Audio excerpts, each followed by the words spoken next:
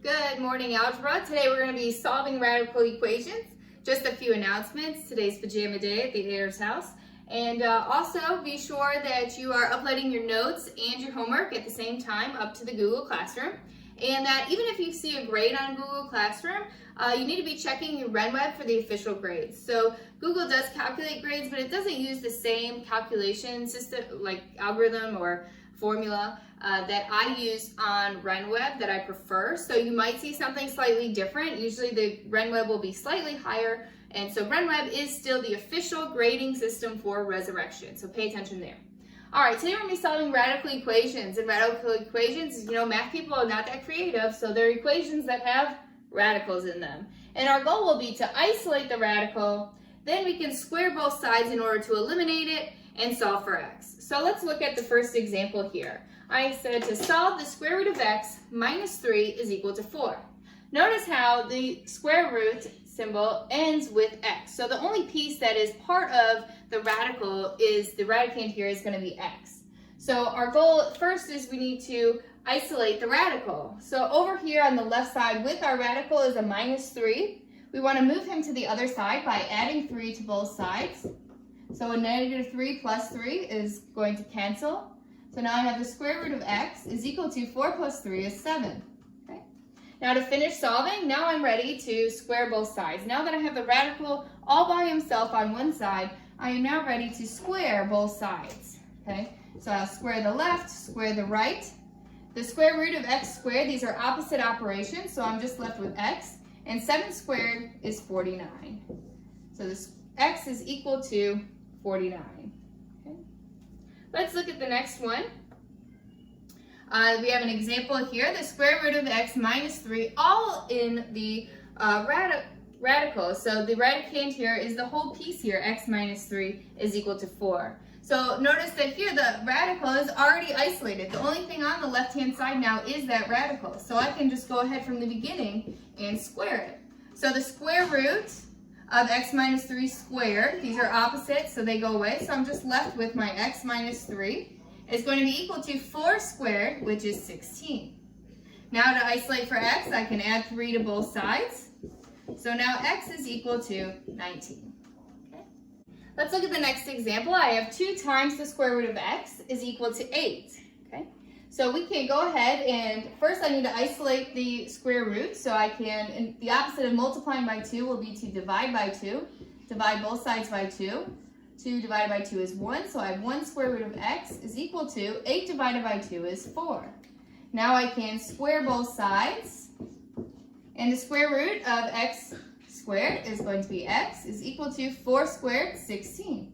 So x is equal to 16.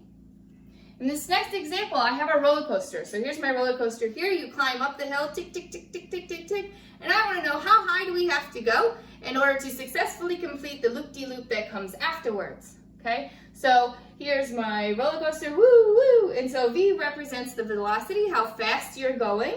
H represents the height, and R is the radius of the circle created by your loop-de-loop. Okay, so let me give you some more information. I'd like to solve for, we're going to solve for H. How high does my, incline have to be if your velocity, how fast that roller coaster can go, is 30 miles per hour, and your, which actually I think it's feet per second, and R is going to be, and your radius here is going to be 18 feet. So this is feet per second, okay? So solve for H if the velocity is 30 feet per second and the radius is 18 feet here. So plug in the values of what you know. You know here that V is going to be 30. So I have 30 is equal to 8 times the square root. I don't know what H is, minus 2 times R, which R is 18, okay? Now we can begin by eliminating this 8 here. Divide it by both sides. So divide both sides here by 8. Divide by 8. 8 divided by 8 is 1. So now I have the square root of H minus, I'm going to go ahead and simplify this here. 2 times 18 is 36, is equal to 30 divided by 8. Okay, and 30 divided by 8 is 3.75. Now that I have the radical by itself, I can square both sides. Square the left side and the right side. On the right-hand side, I'll be left with h minus 36. All you're left with is whatever the radicand is. And 3.75 squared will be 14.065. Okay? Now I can, 0.625. Okay? Now the last step here will be to add 36 to both sides. Plus 36. So my roller coaster, in order to successfully complete the loop-de-loop and not get stuck and come back around, has to be at least 50.0625 feet tall. Okay.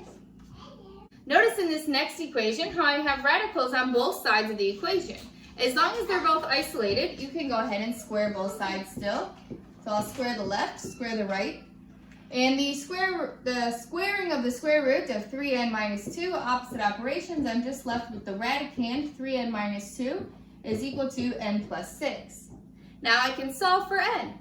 Move your variables to one side. I prefer to move them to the left. So 3n minus n will be 2n. Minus 2 is equal to 6. Add 2 to both sides. So negative 2 plus 2 is 0, so 2n is equal to 8. Divide both sides by 2, and your result is n is equal to 4. Okay.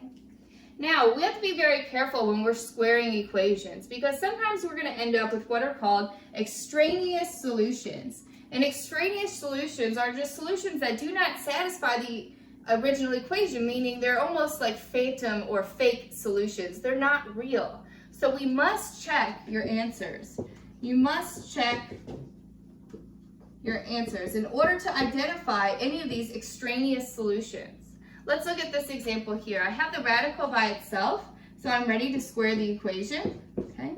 On the left-hand side, I'm going to have x squared is equal to, squaring this here will leave me with x plus 6. Move your variables, move everything over to one side, because notice here I have a quadratic equation. So we're going to have to solve this. If I move x to the other side, this becomes negative x. Positive 6 moved over becomes minus 6 is equal to 0. So you can solve this using by factoring. Remember all the different methods. We have graphing, factoring, completing the square, and the quadratic equation. Here I think it's going to be easiest to factor. Notice the two factors of negative 6. They're going to add up to be a negative 1 here. Is going to be x minus 3 and x plus 2 is equal to 0. So now I'll have two solutions. X minus 3 is equal to 0, so x is equal to 3. And x plus 2 is equal to 0, so x is equal to negative 2. So we think so far, in our minds, we think that we have two solutions. But it's going to be very important here that we need to check. Okay? Check by plugging them into the original equation. So let's say that x is equal to 3. So plug it into the original equation, which was x is equal to the square root of x plus 6. So is 3 equal to the square root of 3 plus 6? 3 plus 6 is 9. The square root of 9 is equal to 3. So does 3 equal 3? Yes. So this is a valid solution. Let's check x is equal to negative 2 now. Is negative 2 going to be equal to, here, negative 2 plus 6? Well, negative 2 plus 6 is 4, and the square root of 4 is 2. So does negative 2 equal positive 2? No, it does not. Therefore, x is equal to negative 2 is not a valid solution. It is called an extraneous solution. So your final answer, the only solution for x that this would satisfy my equation, is going to be x is equal to 3. Last example. I have the square root of 2x plus 6 is equal to 4. Again, we want to isolate that radical, so I'm going to subtract 6 from both sides. 6 minus 6 is 0. The square root of 2x is now equal to 4 minus 6 is negative 2. Now I can square both sides here. Okay. So now I'll be left with 2x is equal to negative 2 squared will be 4. Divide by 2. And so x is equal to 2. But remember, you need to check your solutions. So we want to check this here using our original equation, which is the square root of 2x plus 6 is equal to 4. Plug in x is equal to 2. So I have the square root of 2 times 2 plus 6. 2 times 2 is 4, and the square root of 4 is going to be 2. Add that to 6 for a total of 8. Does 8 equal 4? No, it does not. Therefore, this is not a valid solution. So, are there any solutions to satisfy this problem? And the answer is no, there is not. So you could just say that there are no solutions for this problem. Okay? If you have any questions, send me an email, call, or text. Bye.